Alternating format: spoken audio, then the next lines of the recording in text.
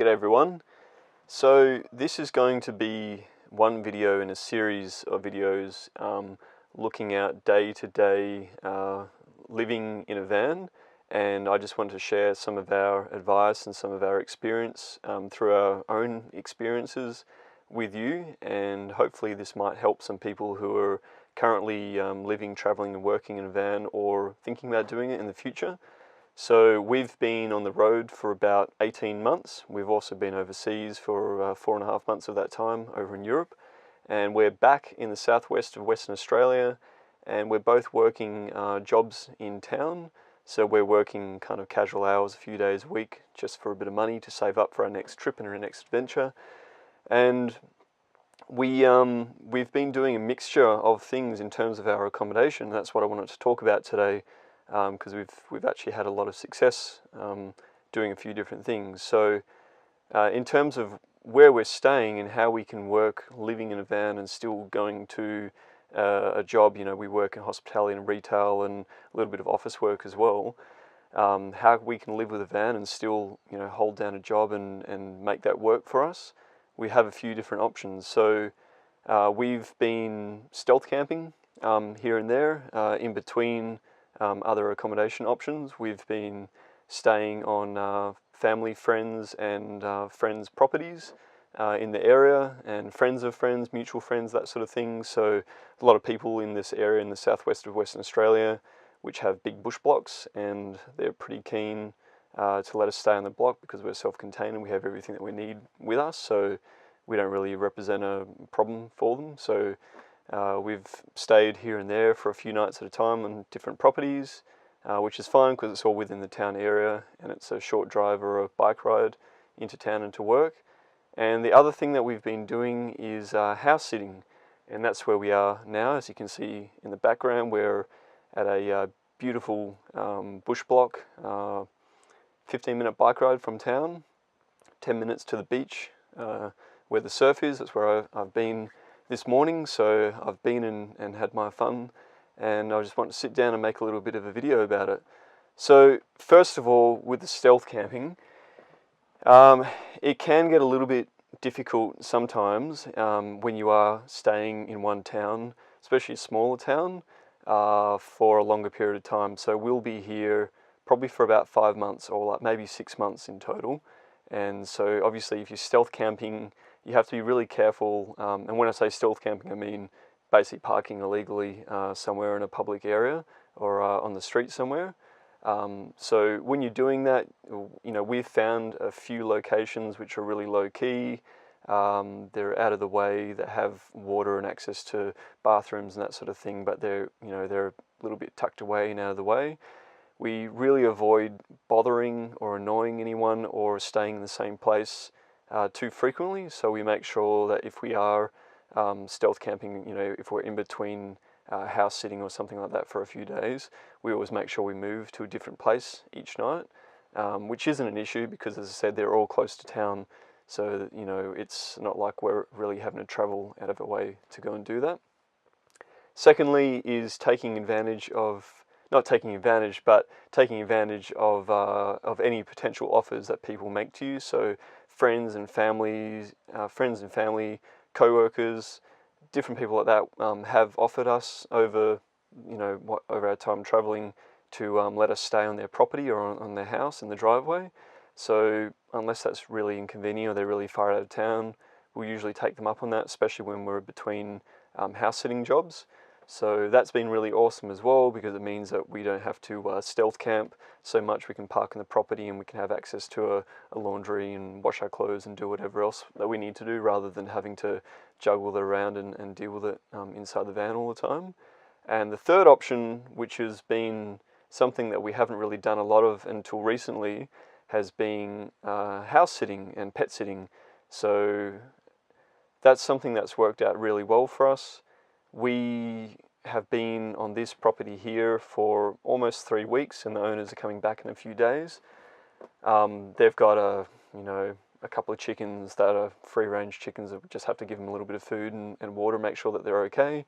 And they've got a little a bird as well that just needs a little bit of time and affection and company, and a little bit of food and water. So pretty low maintenance. other than the bird making an escape the other day and flying over to visit the neighbours and having to frantically look for her for a day and bring her back. But other than that, it's been all good. It's been really handy. It's been nice to have a full house and property to have access to, so we can, give the van a good clean out, vacuum and wash. We can do upgrades and maintenance. We've got a whole block and property and a shed and everything to take advantage of and to use, responsibly at our disposal. So that's something that's been really awesome. We've got 2 more house sits lined up over the next few weeks. So over the Christmas period in January, we've got a few lined up because a lot of people are going away for a few weeks over their holidays. So that's worked really well. In Australia, I mean, look, it depends around the world the way that it works in terms of house sitting, but in Australia there are websites that you can join, and you usually have to pay a small membership fee to be part of that website. But we've found that we've actually had a lot of success just on the local community Facebook notice board. So we just put a photo of us in the van and a little description of who we are and what we're doing and our experience. And we have local references as well from local people and local businesses that we work with. And we put that up and posted our dates that were available, and we got a lot of inquiries. So then we go around and have a look at the property and check to see what the animals are like and how much maintenance and work is required. Generally, it's pretty easy going. All the places that we've been, except for one where they had basically a farm, and it was going to be a bit too much work for us on our own because we're still working. And we're staying somewhere for 5 months. Stealth camping every night isn't really ideal, especially in the area where we are. It's technically not allowed, so we try and avoid that as much as possible just because we want to reduce any potential problems. So the combination of staying on friends' properties and doing the house sitting, which is usually 2 or 3 weeks at a time as well, so it's a fair amount of time that our accommodation is sorted, has worked really well. And with the house sitting as well, it's been perfect with a self-contained van because a lot of people who are doing the house sitting, they prefer, they'll usually be okay with you staying in the house, but for them it's an advantage that you're bringing your own kitchen and bedroom and everything with you, basically, and you just need to have access to the bathroom and laundry, and that's all. So we've found it's been really good for us. We've had a lot of inquiries, and we should hopefully be able to get through without having to stay anywhere else. So the final thing, which is what we did when we were in this area last year, is working at a campground. So that's another thing that's also an option, like the final sort of backup option. So we worked at like an eco campground just outside of town, maybe 10 minutes from town, and we worked there for about 6 hours each a week, and in return we got free accommodation and we had a little bit of paid work. The downside of that was that it was mainly cleaning work, so it wasn't really the most glamorous work to do, and the shifts were generally 10 o'clock in the morning till about midday or 1 p.m, and that was a little bit difficult because that would often conflict with our other jobs. So since we've come back to this area, we've avoided doing that for now, although we have been invited back to the campground where we were staying and working, and we might go back there in maybe February for a few months and do that, sort of in the last few months of staying in the town. So that's also another option. So if you are looking, if you are in an area that's sort of a beautiful area and it's a touristy sort of area, it'd definitely be worth reaching out to a campground, probably actually just going in there, drive up to the reception and go and have a talk with the manager and ask them if they need an on-site caretaker or if they want some extra workers, and they can provide a place for you to park the van and a little bit of paid work, because that's definitely a good backup option as well as the other 3, which is stealth camping, staying on a friend's property, and house sitting. So with those 4 things combined, you can generally get away with not having to pay any rent. We didn't really want to pay even $50 or $80 a week to park up on someone's property, which was our final sort of option as well that we were looking at doing. We didn't really want to do that, and we didn't want to go back into working at the campground again, just because, as I said, we had those commitments between, 3 days a week. We would have to be there between 10 and sort of 1 o'clock in the afternoon, and that was a little bit of a conflict with work. And also, if we wanted to go for a surf, and the surf is pumping, and you just want to stay out there all day, and you're sort of like looking at the time always and thinking, okay, I need to go in now because I need to be at my shift at 5 minutes to 10. So that's that's probably going to be one of our lowest resorts in the future. So working in a campground or paying a small amount of money to rent a space in a block of land. Definitely the house sitting and staying in a friend's block, or making friends with someone who has a block of land and asking them if you can park there sometimes.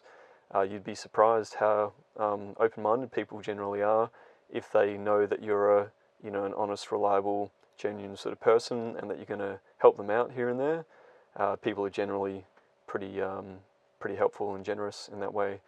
So yeah, I hope that wasn't too boring. I hope that sort of information is interesting and helpful for someone else. As I said, we didn't look into the house and pet sitting up until recently, and it's worked out really well for us. Just keeping in mind, be careful with what sitting gigs you do take on. Make sure that it's within your realm of experience. So, if you're not a dog person, I wouldn't recommend taking on a sitting job, which if they have a bunch of dogs that need a lot of care and attention, because it probably won't work out and you probably won't enjoy yourself very much, and it'll just become more work. So yeah, hopefully that helps out. I'm going to be making some more videos, hopefully filming outside next time. It's been raining here today, and I really just wanted to film this and get it done.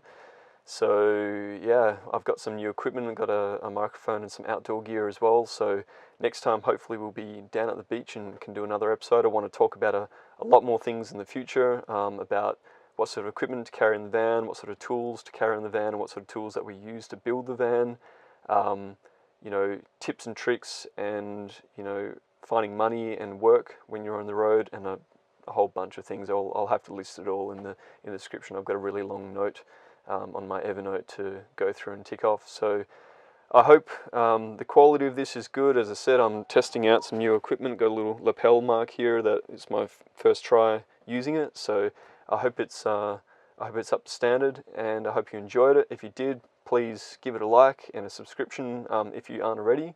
And yeah, we'll see you soon for more videos in the future.